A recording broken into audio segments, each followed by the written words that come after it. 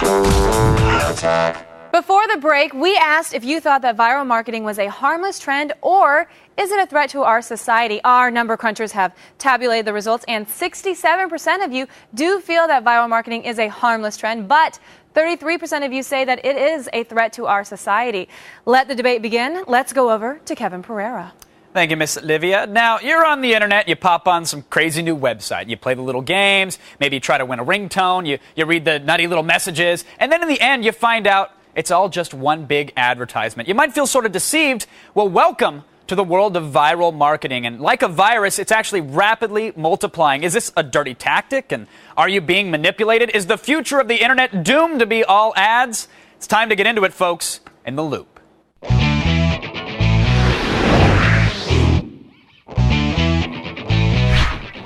Joining us via satellite to help us make sense of all the viral goodness from New York, Ben Popkin, editor of the consumerist blog Where Shoppers Bite Back. From Seattle, Jordan Weissman, chief creative executive of 42 Entertainment, the company that created the popular I Love Bees alternate reality game from Microsoft. All love that out here. And from Los Angeles, Keith Richmond, CEO of viral video super site Break.com. Gentlemen, welcome to the show. Welcome to The Loop. Ben, thank you. I have to ask, viral marketing, is it a harmless trend or is it a threat to our society? It's neither. It is society. It's all content's always been driven by advertising, and advertising is always manipulating people. It's just what goes on. But what about something like planting fake reviews on an Amazon website or launching a fake blog to convince somebody that a particular alcoholic beverage is better than another? I mean, is that advertising necessarily? Don't you see that could potentially be a harm to society?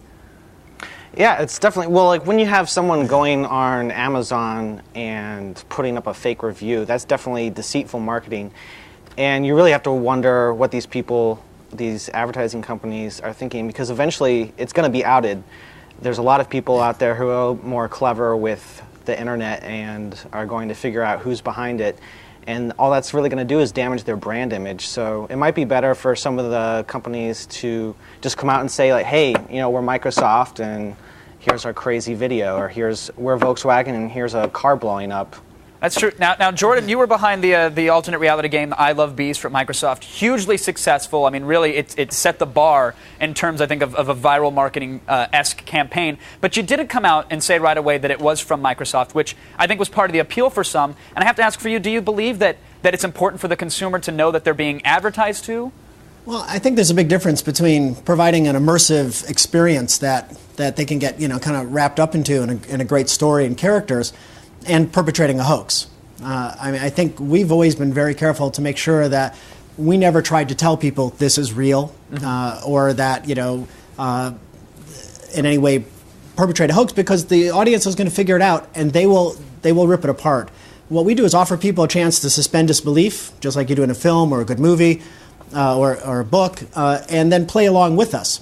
I mean, the I Love Bees, for instance, started with a small little clue in the trailer from Halo 2. So since you were starting from a Halo 2 trailer, there couldn't be a lot of debate that this thing was related to Halo 2 in some way. Sure. And I agree that I believe I Love Bees was one of the good side, if you will, the white light when it comes to viral marketing. But how do you feel about guys that are doing fake reviews and that are making little videos that link you to a blog that perhaps might be entirely fake? Do you feel that that's deceptive and wrong? From a personal standpoint, that's something 42 wouldn't really get involved in.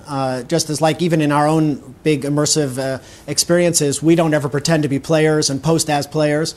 It's a matter of trying to respect the audience and respect the brand. And I agree with what Ben said. Ultimately, it's going to sting you. Now, Keith, when it comes to the audience, when it comes to the brand, how oversaturated has viral marketing become? Because I know with a site like Break, you must see every single video. You probably see thousands of them a day. Are you getting better at spotting these things? Or are they getting worse at making them? And are people still affected by these viral videos? I think what Jordan said is, generally speaking, pretty true, which is the consumers are fairly smart. And for the most part, the ads are easy to spot. But that doesn't necessarily stop people from wanting to interact with them. A well-done advertisement will still get very popular among the right audience. And ultimately, good content is good content. And whether it's a game or a video or even a story on a blog, if it's well done and well written, well created, the audience will like it, they'll engage with it, and it will get successful on the internet. So you think the consumer will not care that they're being targeted or that they're being advertised to because they're being entertained?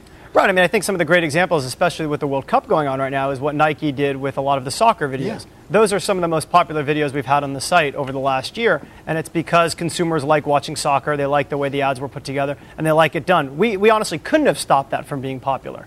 Having said that, the reality is it's a different type of marketing, and it's interesting to see companies experiment with it and try to get it on the site all day long. Hey, look, art has been brought to the public via commerce for hundreds and hundreds, maybe thousands of years.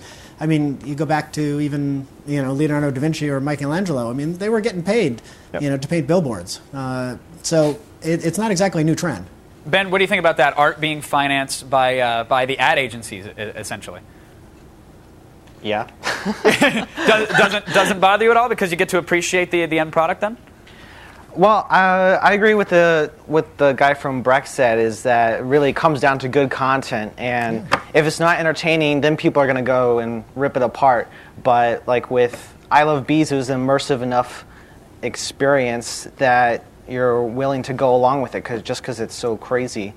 But for instance, with a company sponsoring art, like let's look at Sony and the PSP, where they had paid graffiti artists to go around Philadelphia and New York and San Fran to put up these graffiti things with weird people with their PSPs, and it's supposed to be all cool and hip and underground. It filled off like a lot of good marketing checkboxes, but it met with a major backlash because it was seen that a corporation was totally co-opting this subculture, and people were spray painting defamatory things. Right. Nobody could believe that Sony could get up with the PSP necessarily. Jordan, what do you think about the whole backfiring nature of viralness? Do you warn companies that come to you about perhaps the dangers of going viral? Yeah, well, I mean, we don't really consider what we do in a classic sense viral. I mean, we kind of call it experiential marketing because, as Ben said, it is something that the audience invests themselves into and contributes as part of the storytelling exercise. But even with that, you do, anytime you're putting part of the creative process in the hands of the audience, you have to be ready to be ready to deal with whatever they come up with. And so, yeah, if you don't do a good job, if you don't create great content, you're going to get slammed. Well, that's ultimately what it comes down to, I think, Jordan, which is companies all day long are trying to get their ads through the systems, but the quality content does rise to the top. The question for advertisers is, I think Ben brought it up well. I mean, how do you seed something and how do you create a viral campaign? If the content is good enough, you have to be creative and you have to come and think of interesting ways to do it. Very true. But you should be open. Yeah. You should be open with the consumer about what you're doing. All right, gentlemen, I sincerely appreciate it. I think that it makes a lot of sense. The good stuff is going to be good, period. It doesn't matter how you package it. Gentlemen, thank you so much. Thanks to Ben Popkin from Consumerist.com, Jordan Wiseman from 42 Entertainment, and Keith Richmond from Break.com. You've just been kept in the loop, everybody. That's how it works.